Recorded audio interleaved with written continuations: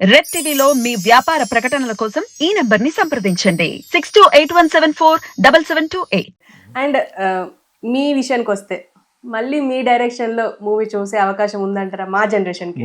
డెఫినెట్గా ఉంది. ఇప్పుడు నేను ప్లాన్ చేస్తున్నాను యాక్చువల్గాను.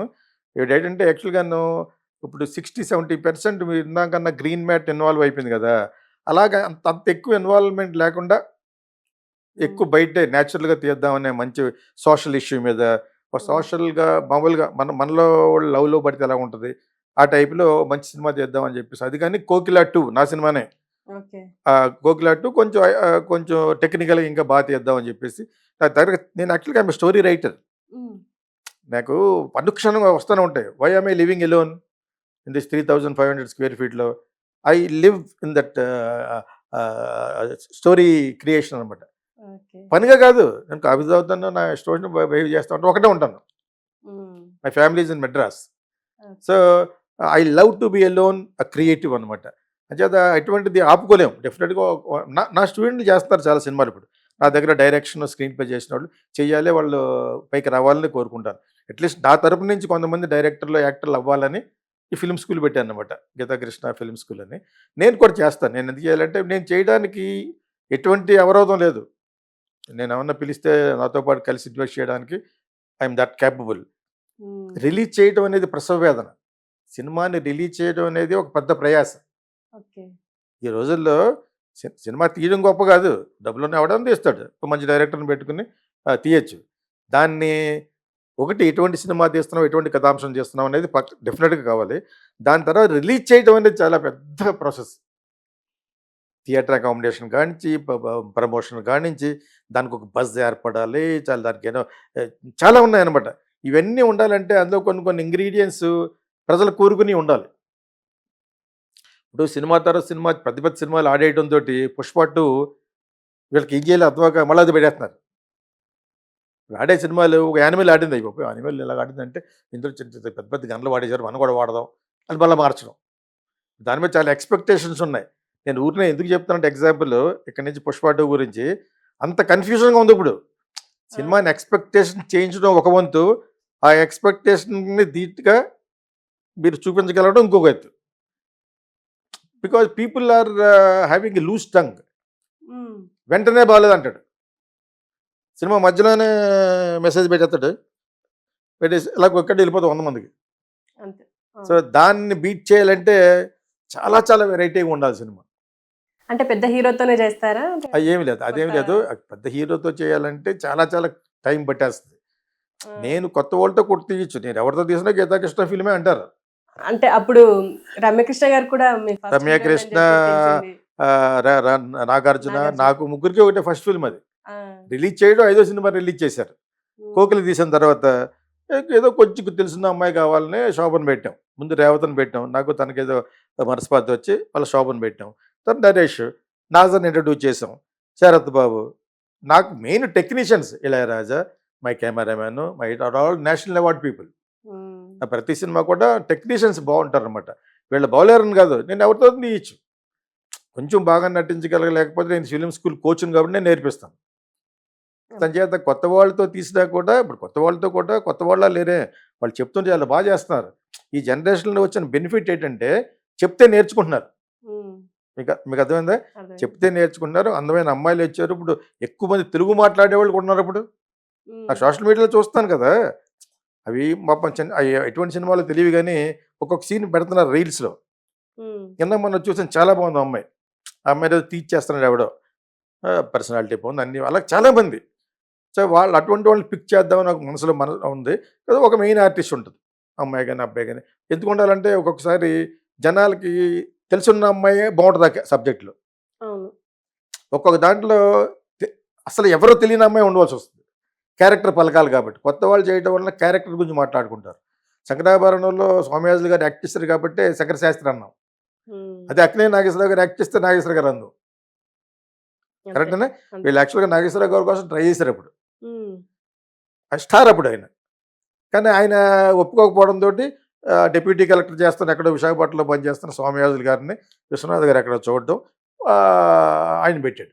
బట్ శంకరశాస్త్రిలో శంకరశాస్త్రినే చూస్తారు అక్కడ. ఇప్పుడు కూడా కొత్త వాళ్ళని పెట్టడం వల్ల క్యారెక్టర్ ఒక సరదా అనే క్యారెక్టర్ పెట్టామనుకో ఆ అమ్మాయి క్యారెక్టరే చూస్తాం మనం. అదే తెలుసున్న అమ్మాయిని పెట్టామనుకోండి పర్లేదు, కొంచెం తెలుసున్న ఆమె మృళాని అటువంటి అమ్మాయిని పెట్టినా కూడా వర్కౌట్ అవుతుంది. ఇప్పుడు శ్రీలీల లాంటి టూ గ్లామరస్ అమ్మాయిని పెట్టి ఒక మంచి కథా వస్తువు అనే సినిమా తీస్తే ఆడదు. మ్మ్. ఆ అమ్మాయికి డిమాండ్ అంతా తగ్గిపోయి ఈ సినిమాలు ఏమన్నప్పుడు తీస్తే మళ్ళీ ఆడదు. ప్రజలు అప్పుడు ఇప్పుడు ఎప్పుడు ఒకటే, వాళ్ళ యొక్క perspectiveness in taking girl or a boy for granted అనేది చాలా డిఫరెంట్గా ఉంటుంది. వీళ్ళలో ఒకటి ఊహించుకుంటారు అమ్మాయిని, ఓకే సార్. అది మనం కనిపెట్టాలి if you are good director, ఓ. లేకపోతే వాళ్ళు ఒప్పుకోరు. మ్మ్. ఇప్పుడు సోషల్ మీడియా చాలా ఈజీ అయిపోయింది కదా, అంచేత వాళ్ళు any comment they can pass. ఇప్పుడు ఈ అమ్మాయి ఈ విధంగానే వాటి ఉన్నారు చూస్తున్నారు సెక్సీగా అనుకుంటే ఆ క్యారెక్టరే పెట్టాలి. ఓకే మరి ఇలా ఎలా పెట్టగలరంటే that is your technique, you have to use your intelligentsia and make a film. అదే నేను అకౌంట్ సినిమా చేస్తాను కాదు కానీ, బట్ వాట్ ఎవర్ ఫిల్మ్ ఇస్తే ఆద్యంతం బాగుండేటట్టుగా ఒక క్యూరియాసిటీ క్రియేట్ చేసి ఒక ఉత్కంఠగా ఉండే సబ్జెక్ట్ ఏదైనా కూడా బాగా ఆడద్దని. అది లవ్ స్టోరీ కావచ్చు, థ్రిల్లర్ కావచ్చు, హారర్ కావచ్చు, ఒక ఫ్యామిలీ డ్రామా కావచ్చు, ప్రతిదీ సస్పెన్సే అంటాను నా ఉద్దేశంలో. ఎదుర వచ్చే సీన్ తెలిసిపోతే ఇంక సస్పెన్స్ ఏంటి? ఫ్యామిలీ సినిమా కూడా సస్పెన్సే అంటాను, లైఫే సస్పెన్స్ అంటాను అనమాట. Life is a beautiful thriller అంటారనమాట.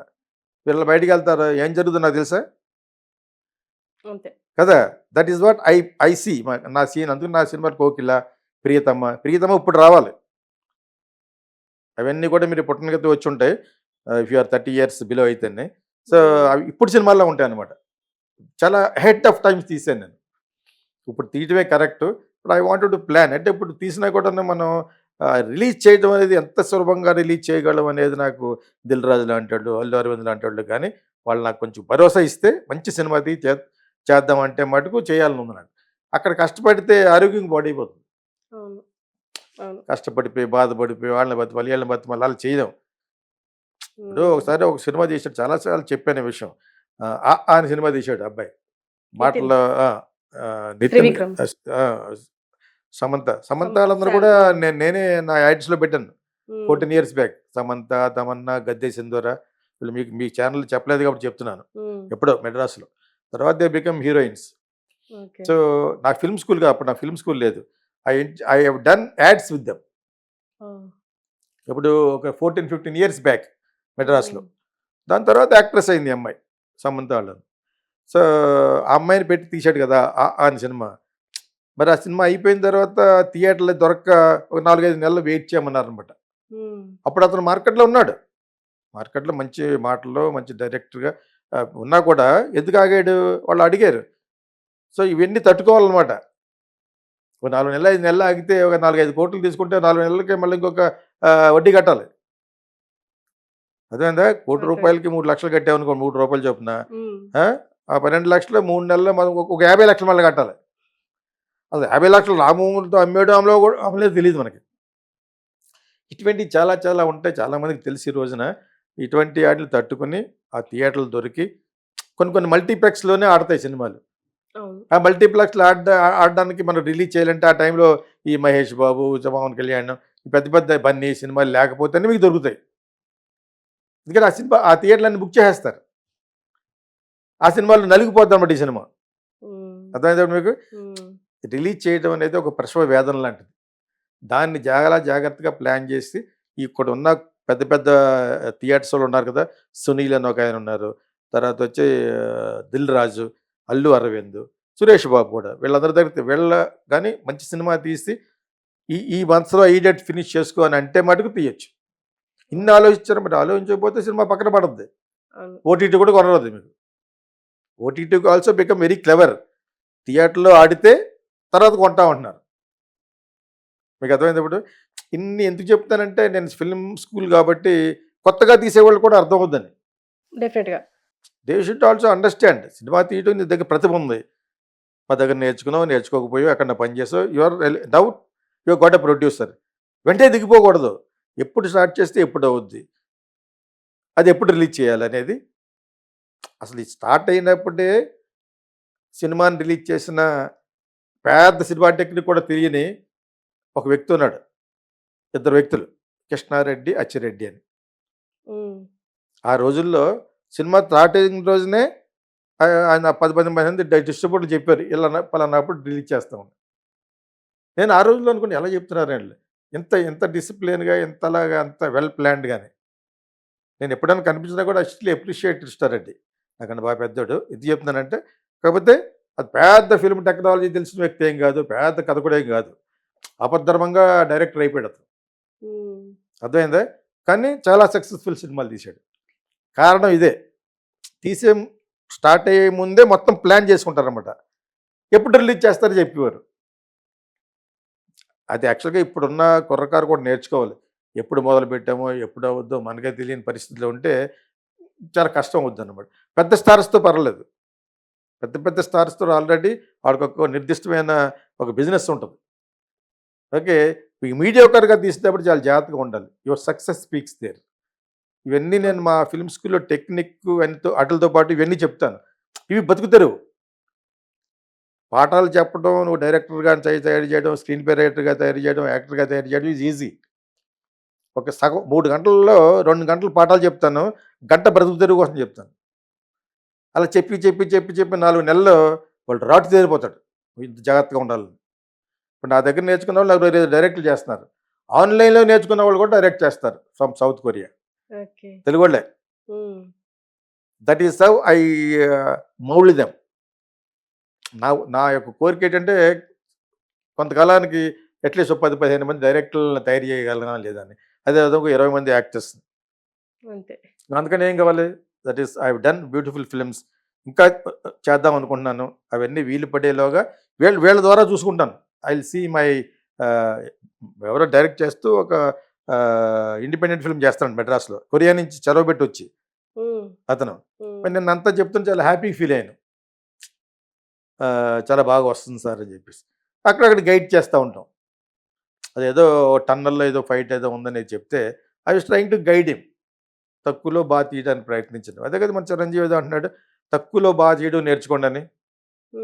ఎక్కడ ఏదో చూశాను నేను యాక్చువల్గా.